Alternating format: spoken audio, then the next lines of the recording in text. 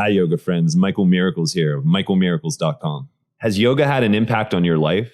Are you looking to expand on that connection and maybe even share it with others? Or maybe you just really love what yoga's been doing for you and you want to go deeper. I've taught yoga full-time for over 8 years. I'm in ERYT 500 with the Yoga Alliance, and I've taught over 1,000 classes. I've taken part in 10 trainings, tested all these methods, and figured out what works and what doesn't. All of this has culminated in Unity Vinyasa teacher training. Take control of your yoga practice today and start changing lives. Go to michaelmiracles.com/teacher training for more information.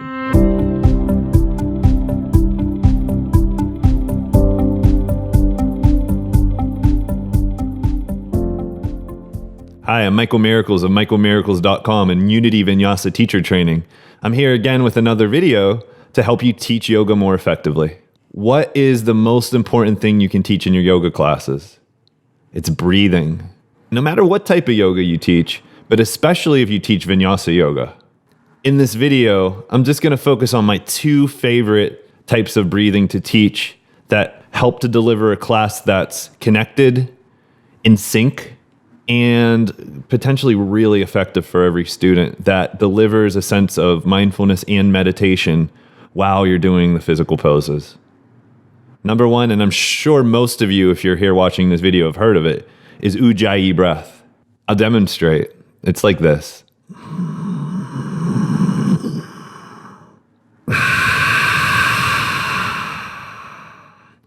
It's helpful as a teacher to start your class, assuming you started in child's pose, which often is a great idea, to start the class breathing with that breath. The distinctive characteristics of it is it's slower, it's deeper, it creates heat in the body, and the most important part is that there's sound.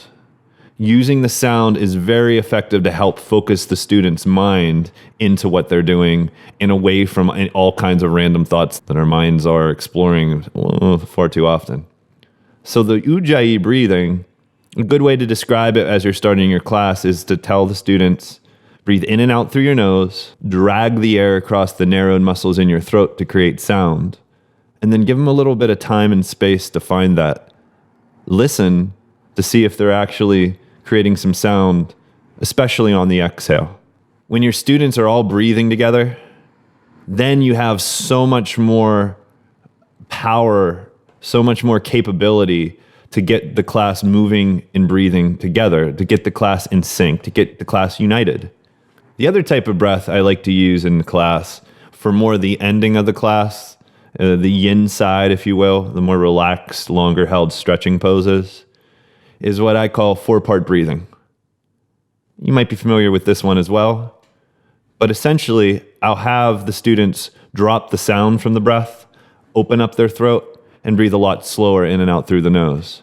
Then I ask the students to see how slowly they can breathe and put spaces in between each breath. Every time you breathe in, let the air stay in at least for a few seconds. Then you have to pay attention to do this. Breathe all the air out and let the air stay out, even for a second. Make sure you tell the students that there's no struggle needed to do that. So if they're tensing to hold the breath out or in, that's not what we want. Be clear that every part of the breath is relaxed feeling, is calm. What I love about this 4-part breathing technique is it's just simple enough that the student doesn't have to really analyze it or conceptualize it to figure out how to do it. You don't have to figure it out. All you have to do is pay attention to it. And it's just interesting enough that you actually have to pay attention to make sure that you're holding the breath out or in. Be it Ujjayi breath, be it the 4-part breathing, use breath as a useful tool to get the students linked up with each other, and in the case of 4-part breathing, more into their bodies, more connected to what they're doing in the present moment. Double down on the breathing. It works. Forget about all the other stuff that you might try and be inserting in your class and really focus in on the potential of the breath. With Ujjayi breath, the timing, with 4-part breathing, with the meditative mindfulness experiences it can generate.